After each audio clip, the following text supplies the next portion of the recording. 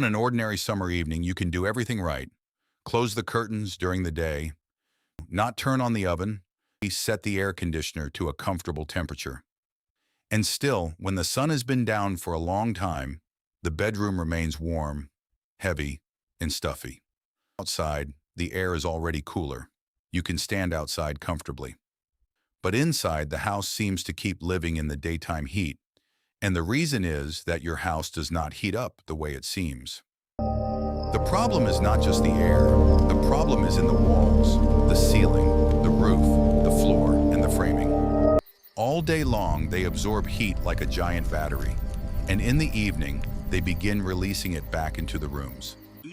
That is exactly why the air conditioner can run for hours, and the house still quickly heats up again. It cools the air, but the house itself remains hot. And this is where an old technology appears, one that has almost been forgotten. It does not try to cool the same air again and again. It simply throws it outside. We are talking about a whole house fan, a large fan installed in the ceiling of the upper floor, using cool night air to wash the heat out of the entire house. And the strangest thing about this story is that it is not a new idea. In the late 1970s, government researchers in Houston conducted a simple but very revealing experiment. They observed several identical houses in a hot climate. In one house, a regular central air conditioner was running. In another, they used a whole house fan. And they compared how much energy was required to keep the house in a comfortable condition. The results seemed almost illogical. When the outdoor temperature was below 82 degrees Fahrenheit, the fan could provide similar comfort, while consuming about 400 to 500 watts. The air conditioner, under the same conditions, required about 2,500 to 3,000 watts. In other words, one method fought the heat like a heavy machine, and the other simply used the moment when the outdoors had already cooled down. But if it is so effective, why does every American home still not have such a fan? The answer is not just one reason. There is history, noise, the wrong climate, installation mistakes, and one technical condition that many people do not check at all. And if you ignore it, a whole house fan can work worse, become noisier, and even pull dirty air into the place where you sleep. But first, you need to understand the basic idea. Imagine a house at the end of a hot day. The attic can be extremely hot. The roof has been taking in the sun all day. The insulation, beams, walls, and ceiling have stored heat. The air conditioner downstairs is trying to cool the rooms.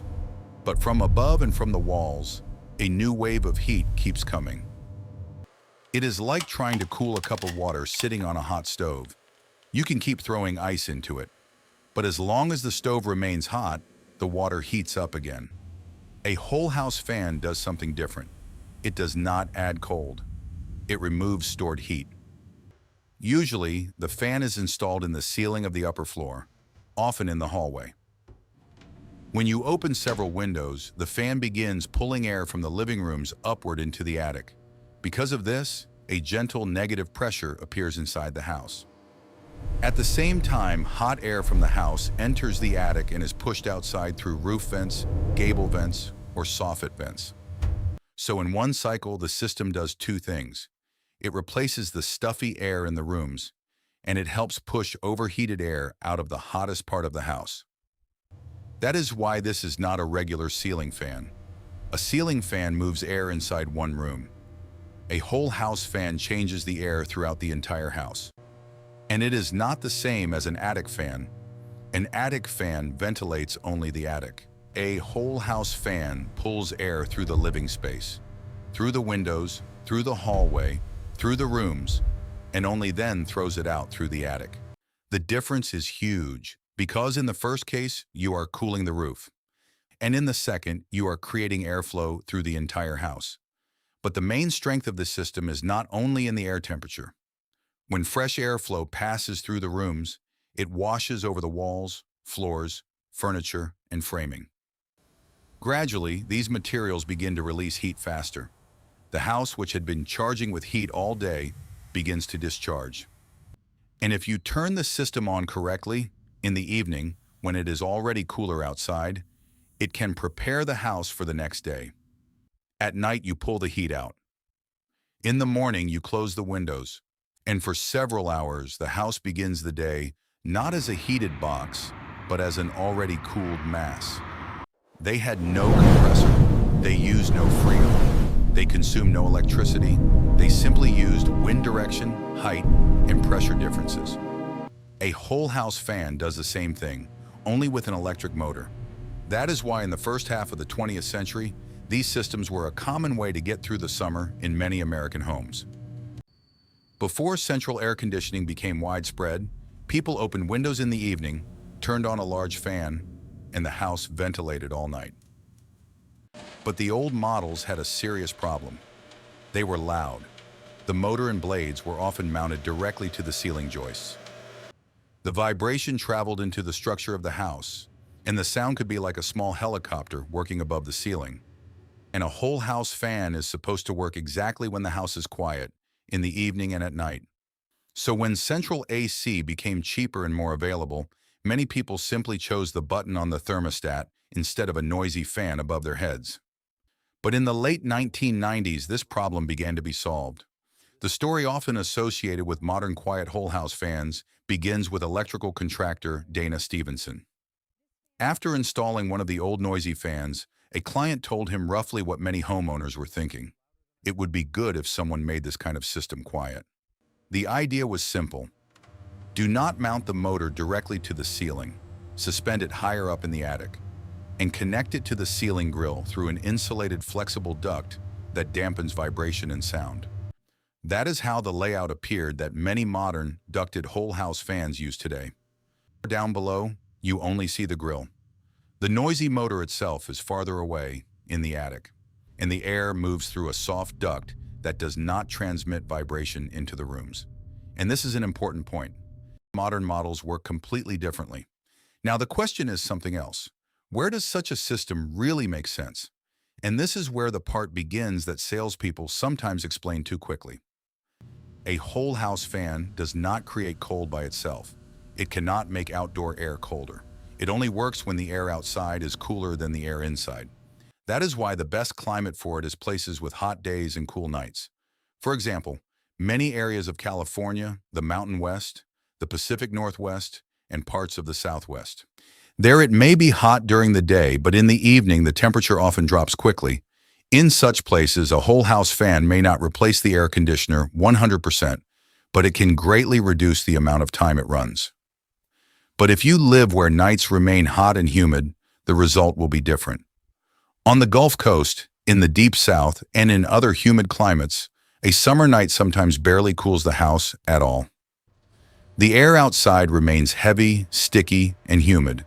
If you turn on a whole house fan at that moment, it will not save the situation. It will simply pull humid air into the house. The rooms may become not cooler, but stuffier. And over time, excess humidity can become a problem for wood, finishes, and mold.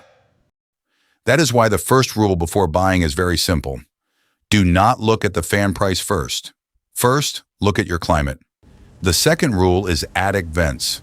A whole house fan pushes a huge volume of air into the attic, but that air has to go somewhere. If the roof vents, ridge vents, gable vents, or soffit vents are too small, the attic begins to work like a closed box.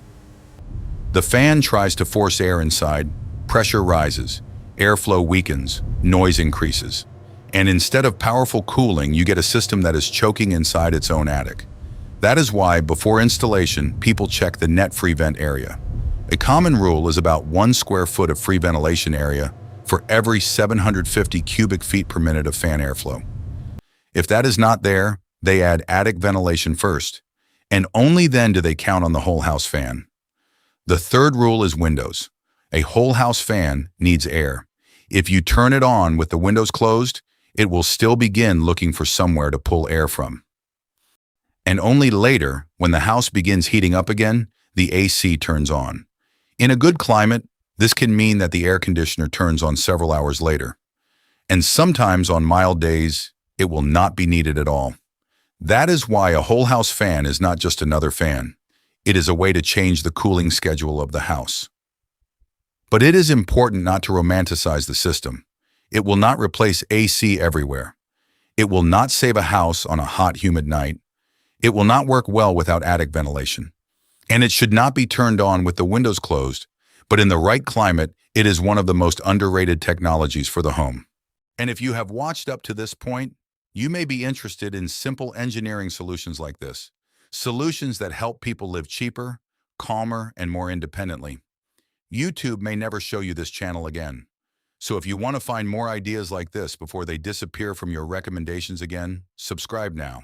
Here we break down technologies that help an ordinary home work smarter, without extra costs, without complicated systems, and without overpaying for something that can be solved more simply.